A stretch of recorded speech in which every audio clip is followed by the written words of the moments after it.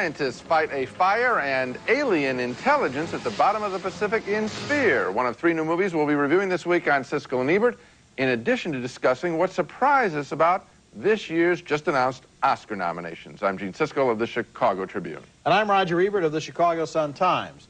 Sphere is one of those movies that starts out promisingly by suggesting sensational revelations, and then the more it reveals, the less it turns out there is to reveal, until finally it just comes down to the actors trying to explain the plot, not very successfully.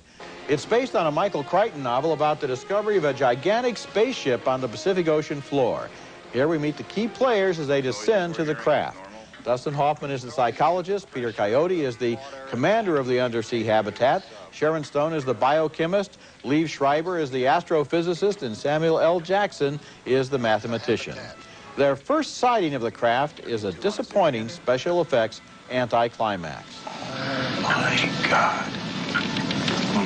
Come on, look at this, look at this. Jesus, that's just a film.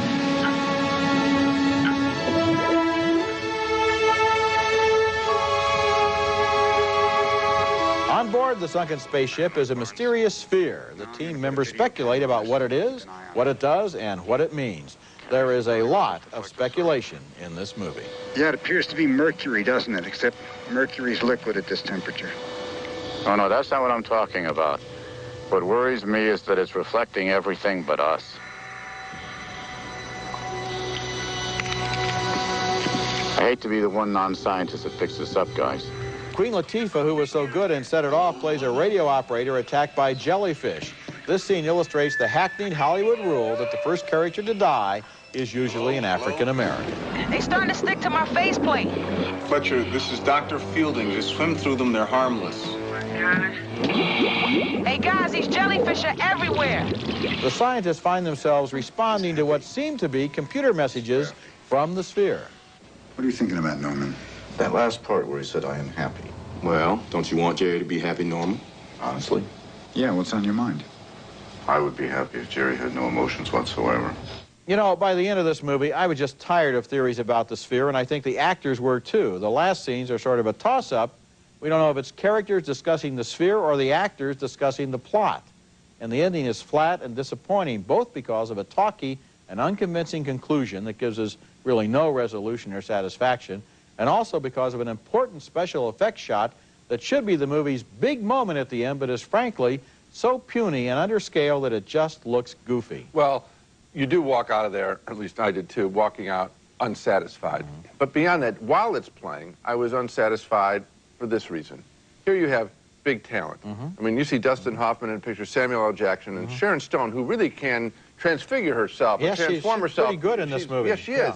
So you see these people, but they're trapped by the genre. In other words, that's like taking a talent and having them perform a high school play. Okay, I mean, they're going to do better than the kids, but... But why bother with this play? Yes. And why bother with this screenplay? And why bother with the Crichton novel to begin with? It is really basically recycled out of a lot better science fiction, especially Solaris. And what we have here is all of this endless dialogue in which they talk about it this way and talk about it that way. And also these cheesy sets and the bad special effects, the exteriors all look just like crummy models. The one good thing that I did like is the stuff with the computer that's on board and an alien intelligence that apparently is talking to them. Didn't you feel like they could have really exploited that? That's it. That's my point. Every time the computer says something interesting, like at one point the computer says, stop calling me Jerry. Right. And they say, well, I wonder why he said that. You know, why not ask him? Exactly. You know? I wanted more with the computer because in the history of movies, one of the greatest characters of all time is the HAL 9000 computer, 2001, and here... Well, this computer couldn't carry Hal's bags. Okay, couldn't carry Hal's floppy disk. Okay, our next movie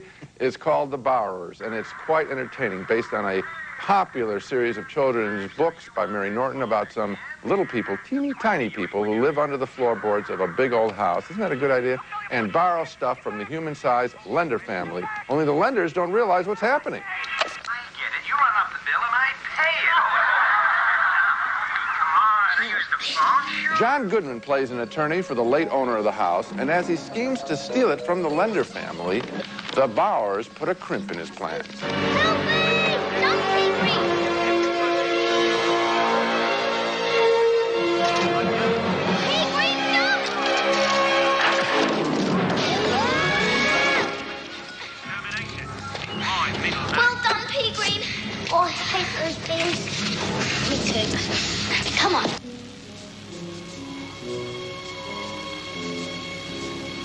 Remarkable little creatures. Did you see his little hands? Now, to its credit, the Bowers has a homemade, homespun quality that is very appealing. It's not a hard-edged 90s computer-generated piece that is all design and no substance. I like the idea, I must admit, of there being Bowers in the woodwork, and never got tired of seeing them in this picture. Thumbs up for me. Oh, thumbs up for me, too. And, you know, this director also made Bill and Ted's Bogus Adventure, Right. and he has a real good look in this film where you have obvious matte shots of the city in the background and then the little village in the foreground where the borrowers and the lenders live. And I love the entire final sequence where the little boy, 4 inches tall, gets trapped in the milk bottle, and all of the things that are going to happen to him at that dairy, including at the end, of course, he's in a bottle full of milk with a cap on the top. That's a job for Houdini. The idea that they didn't make it bright and shiny, Yeah. you know what I'm referring to there? It's funky. Yeah, it's got a great visual look. Yeah, in other words, you can relax in this picture and get into it and just say, you know, I wish this were really true. Yeah, I enjoy, it looks and feels like a great children's book. Yeah. Coming up later, some Oscar nominations that delighted us and others that left us stunned. Coming up next, Adam Sandler is the wedding singer and wants to sing at his own wedding. Is it true that you're in the middle of a nervous breakdown? Whoopity-doo!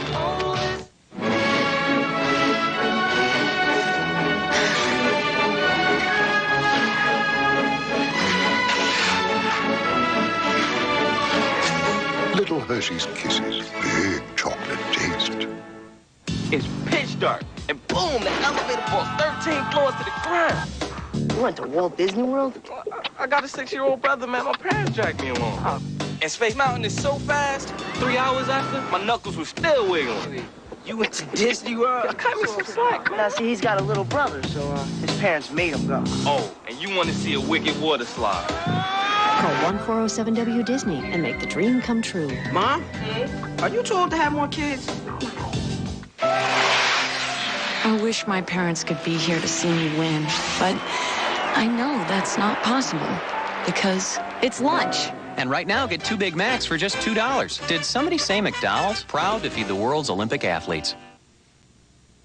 You're the wedding singer. Yeah. How you doing? I'm Robbie. I'm Julia. Adam Sandler plays a wedding singer who meets a waitress played by Drew Barrymore and likes her, even though they're at this point both engaged. And if the setup sounds familiar, so is the whole plot, which is recycled directly out of all of those comedies of misunderstanding that have fueled countless movies with stories just like this one, going all the way back to half of the Astaire and Rogers movies. A week after that last scene, Sandler has stood up at his own wedding and has a confrontation the next day with his ex-fiancée, played by Angela Featherstone. Why do you need to leave Ridgefield? We grew up here. All our friends are here. It's the perfect place to raise a family. Oh, yeah. Living in your sister's basement with 5 kids while you're off every weekend doing wedding gigs at a whopping $60 a pop? Now, that puts him over the edge. He was a sweet guy, but now he turns into a miserable monster. Hey, buddy, I'm not paying you to hear your thoughts on life. I'm paying you to sing. Well, I have a microphone, and you don't. So you will listen to every damn word I have to say! Barrymore is also engaged to a creep played by Matthew Glave. Hey, Glenn, I hear you're going to have your bachelor party Friday night before the wedding. You going to be all right with that? I mean, you might miss Miami Vice. Nope. Summer. Reruns. One of the many problems I have with The Wedding Singer is that Adam Sandler should never play sincere, since he somehow sounds as if he's making fun of the dialogue. Another problem I have was that everyone else should have made fun of the dialogue, too. The only good moments in this movie were provided by walk-ons like the one by Steve Buscemi as a drunken best man. I think we have another example here of our old friend, the idiot plot, in which everyone has to be an idiot or they'd figure everything out in the first 15 minutes. Well, what I'm getting tired of, to narrow it down in terms of the recycling of this plot, is, you know, I'm engaged to marry a jerk, and there's somebody else as an alternative. I think that some pride should come out in the screenwriters of Hollywood and say, you know what? I'm going to play off of that one. I'm going to do a variant of it. That's the spirit. I just don't know how they can keep it. Anyway, I disagree with you on this aspect, though. I think Adam Sandler can play sincere. I kind of liked him in this role, and I haven't found him to be, you know, unctuous like the Pauly Shore, let's say. Sandler, I think, can do it, but he's trapped by this specific plot. I hope he can, and I wish him the best. But, you know, how many times do we have to see that scene where, you know, the girl goes to the guy's house to tell him the truth, but the door is opened by his slutty girlfriend who gives the impression that they've spent the night together. I mean, that scene is almost like a rubber stamp. Coming up next, some big surprises among the Oscar nominations and our take on why some favorites were snubbed when we come back.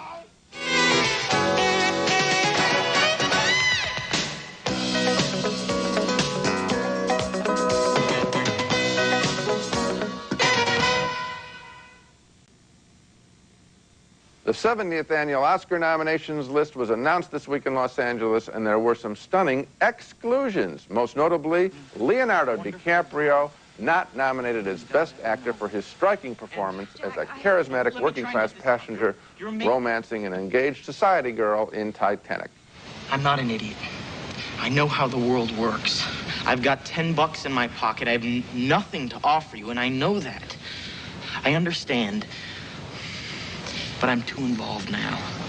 You jump, I jump, remember?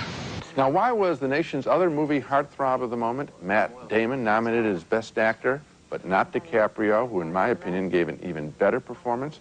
Well, Matt Damon beautifully co-wrote his genius role in Good Will Hunting, and he and his partner Ben Affleck were nominated for that.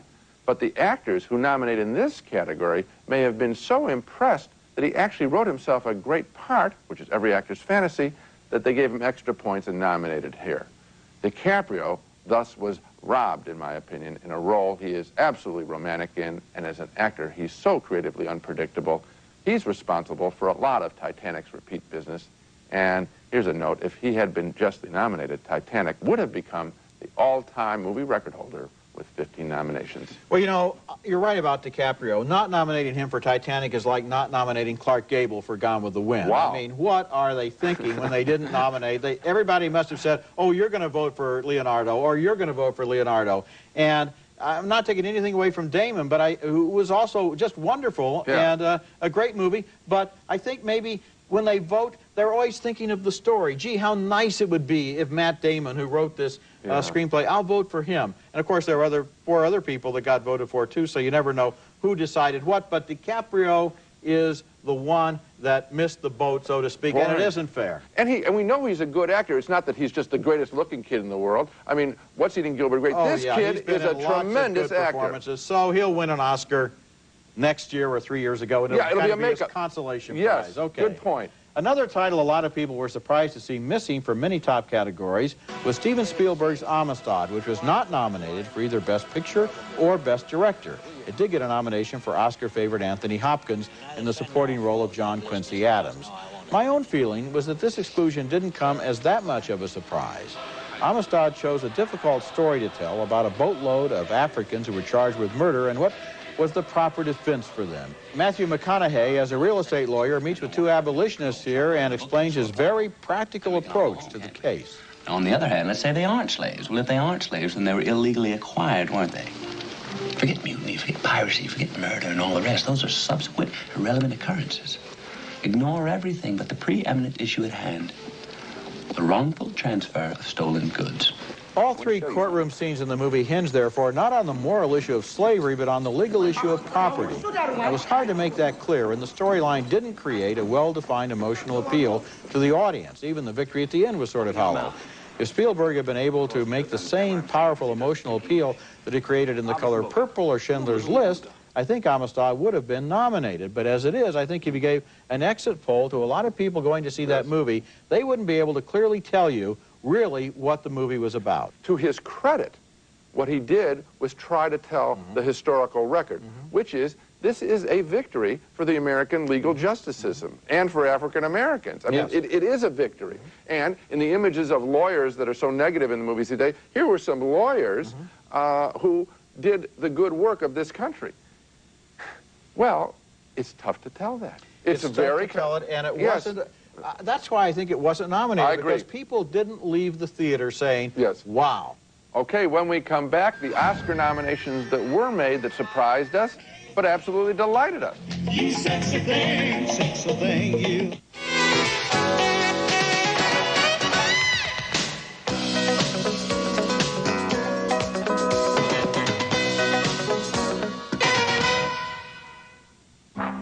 It all started with this dime tip. Suddenly, I was the boss. So I gave myself the day off and went shopping. It was so great. Everything I tried on fit like it was cut just for me. Later at the salon, Candace Bergen shows up. This will make your day. Just for signing up for Sprint's dime rate, I got up to 200 minutes of long distance free. On the way out, I passed the dime on. Who wouldn't want a great rate like that? Call now for 10 cents a minute and get up to 200 minutes free. All my life, my parents have been there. Through the long drives, the cold rinks, and now that I've won, I wish they could be here to see me. But I know that can't be possible, because it's lunch. And now at McDonald's, get 2 Big Macs for just $2. Or get 2 Morning Fresh Sausage McMuffins with egg for just $2. Oh, hi, honey, how'd it go? Oh, no, don't tell me. I taped it. Did somebody say McDonald's? Proud to feed the world's Olympic athletes. Continuing our discussion of the Oscar surprises, we come now to the good news. Nominees we were surprised but happy to see included, and right at the top of my list is Robert Forster, nominated as Best Supporting Actor for Quentin Tarantino's Jackie Brown. Forster's perfectly modulated work here was one of the year's real acting high points as he played a middle-aged man who was good at his job but tired of doing it. Possession of unregistered machine guns. Damn. Now, they're going to consider that a violation of his probation? They do consider this a violation of his probation. Forster and Pam Grier create an understated relationship in Jackie Brown that is a joy to behold. Now, this is the kind of mature, thoughtful, quietly powerful acting that you rarely find in the movies, and credit to Tarantino, too, I think, for writing such a complex role. On our annual memo to the Academy, where we advise voters on who we think they ought to nominate, Forster was one of my choices, and I let out a shout Tuesday morning when the voters apparently agreed. Well, you called him thoughtful and mature, and I want to say restrained. Think about this situation. You're an actor who's been very good, but now you're out of work, basically. You're doing voiceover stuff. You get the chance of your comeback to play in a Tarantino picture, and yet you're confident enough to be restrained. He doesn't push his role, and that's so exciting. It's perfect control of tone. That's what it is, and it keeps the romance underneath the surface instead of them jumping into bed as they would in a routine I would film. love to see that I'd love to see that the Oscar nominators spotted all this subtlety. Right. Another pleasant surprise was the strong showing by The Full Monty, which got 4 nominations, including Best Director and Best Picture. It was a human comedy about a group of unemployed British steelworkers who decide that if the Chippendale dancers can make big bucks as strippers, so can they. Now the bell ring. Now the 2, 3, 4. Now the suck. The Full Monty was a comedy, but the characters were as real and as clearly seen as in any of the year's dramas. Yes, it's a terrific film, and I would challenge American screenwriters again. We don't write comedies about working-class people. No, we don't. Do the screenwriters in Hollywood even care about people being out of work as an issue in their life? Audiences are hungry for this story. That's why they took it, accents and all. Good. And here's another surprise inclusion that absolutely delighted me. I was taken aback, but totally support the 2 nominations of The Sweet Hereafter for its director and screenwriter, the talented young Canadian filmmaker Adam McGoyan, who drew a powerful psychological portrait of a town devastated by a school bus accident that kills 14 youngsters and brings a mysterious lawyer to town offering to help. I will sue. I will sue for negligence until they bleed. The Sweet Hereafter was not a box office hit, but Academy members are sent videotape copies of most of the pictures that are up for consideration, and enough voters obviously screened The Sweet Hereafter on tape to recognize the film's many fine qualities. I was so happy, as you were, to see Adam McGoyan nominated as Best Director, because he is one of the few directors in North America right now who is still trying to make quirky, eccentric, personal films. He's in the tradition of Robert Altman and Martin Scorsese and the great directors of the 60s, and he's still plugging away, and boy, this film was powerful. And if people want to learn more about his work, rent Exotica, a really terrific film of his. My other delightful surprise was in the Best Documentary category. In years past, so often the subject of controversy for not nominating the year's most popular documentaries. Not true this year. Rightfully receiving a nomination this year, Spike Lee's wonderful 4 Little Girls about the infamous 1963 Birmingham church bombing. I remember coming down the steps of Addie's and Denise's funeral and letting go of the casket. I don't know, I just lost something, you know. You'll have several opportunities to see 4 Little Girls on HBO beginning February 23rd. Also nominated as Best Documentary this year, and I'm glad it was, Waco, The Rules of Engagement, directed by David Gizecki and executive produced by Dan Gifford and Amy Summer Gifford. The tragic story of the standoff between the federal government and the Branch Davidian settlement in Waco, Texas. With its appropriations hearings a week away, a large successful raid would produce major positive headlines to counter the ATF's reputation as a rogue agency whose debacles blackened the reputation of other agencies. Another celebrated documentary this year, Errol Morris's Fast, Cheap, and Out of Control, was wrongly not nominated. The Documentary Screen Committee got 2 out of 3 right on this year's high-profile documentaries. That's a very good batting average for them, and congratulations. Yeah, but you know, and I agree with you, but the 2 that they nominated, as we've said before about this committee, are traditional documentaries. They're sound bites and newsreel footage and old photographs, and it's all put together. Historical record. Historical record. Another film that I know they were considering was Little Dieter by Werner Herzog, which is a story where a guy tells what happened to him in Vietnam 25 years ago. And that one, like Fast, Cheap, and Out of Control, is experimenting with the form. Yes. And these people seem to be terrified by anything that doesn't look just like a Walter Cronkite 20th century show from 30 years ago. Okay, so even when you get most of it right, one of us has some complaints. Coming up next, another look at the movies we reviewed on this show. And now let's recap the movies we reviewed on this show. 2 thumbs down for the science fiction adventure Sphere, despite its star-studded cast. 2 thumbs up for the clever fantasy The Borrowers. And finally, 2 thumbs down for The Wedding Singer, but it was a close call from me. I thought it wasted a nice performance by Adam Sandler. So The Borrowers is the one to look at, absolutely. and for families, yes. Remember, you can hear our reviews on the web at Siskel-Ebert.com. Next week, we'll be back with reviews of more new movies, including Palmetto, with Woody Harrelson and Elizabeth Shue in a film noir set in Florida.